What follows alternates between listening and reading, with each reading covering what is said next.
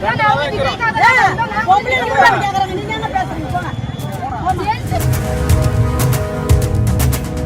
கொத்தேனா எது கொண்டாடுனீங்க? மகளிருக்காக தானே கொண்டாடுனீங்க. எந்த ஆம்பளைங்களா எடைய போனீங்களா?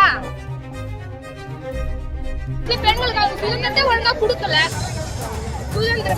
தமிழக வெற்றி கழகம் சார்பில் 16 லட்சத்துக்கு தேவையான நலத்திட்ட உதவிகள் வழங்கக்கூடிய விழாவில் கலந்துருக்காங்க. அப்போ அவங்களுக்கான பொருட்கள் வழங்கலன்றதை தாண்டி பெண்களுக்கான சுதந்திரத்தை பத்தி பேசக்கூடிய நீங்க எங்களுக்கு பொருட்கள் வழங்கும் போது ஏன் அதுக்கான ஸ்பேஸும் கொடுக்கல, ஏன் மேடையில பேசும்போது எந்த பெண்ணையும் மேடையில ஏத்தல அப்படின்னு அவங்களுடைய ஆதங்கத்தை தெரிவிக்கக்கூடிய காணொலி இணையத்துல வேகமா பரவி வருது. தமிழக வெற்றி கழகம் சார்பில் உமன்ஸ் டே ஸ்பெஷலா பெண்களுடைய பாதுகாப்பை உறுதி செய்வோம்னு பேரணியை மேற்கொண்டாங்க. நிறைய பெண்கள், கட்சியுடைய தொண்டர்கள், நிர்வாகிகள்னு எல்லாரும் கலந்துக்கிட்டாங்க. இதனிடையே இந்த மீட்டிங்கை பத்தி பேசிய தமிழக வெற்றி கழகத்துடைய கட்சியுடைய பொது செயலாளர் திரு ஆனந்த் அவர்கள், பெரிய பெரிய கார்ல எல்லாம் வராங்க, ஹெலிகாப்டர்லயே வந்தா கூட எல்லாருக்கெல்லாம் போஸ்டிங் கொடுத்துட மாட்டோம்.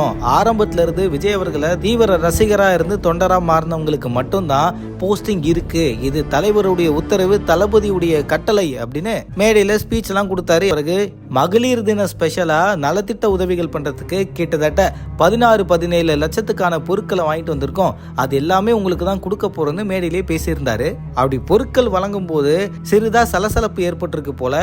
இந்த நிலையில இந்த மீட்டிங்கை பத்தி பெண்மணி ஒருத்தங்க குழந்தைகளோட எவ்வளவு நேரம் காத்திருக்கோம் தெரியுமா சார்? உமன்ஸ் டே ஸ்பெஷலை பத்தி பேசுற நீங்க உமன்ஸ் ஸ்டேஜ்லயே ஏத்தி பேச விடல, கூட்ட நெரிசல்ல எங்களுக்கான உரிமைகளையும் எங்களுக்கான பொருட்களும் வழங்கலன்னு அவங்களுடைய ஆதங்கத்தை தெரிவிக்கிறாங்க. இந்த தகவலை பத்தி உங்களோட கருத்துக்களை தினேஷ் ஆகியும் கூட கமெண்ட்ல தெரிவிங்க. மறக்காம பிக் நியூஸ் சேனலுக்கு சப்ஸ்கிரைப் பண்ணுங்க. வட்டா.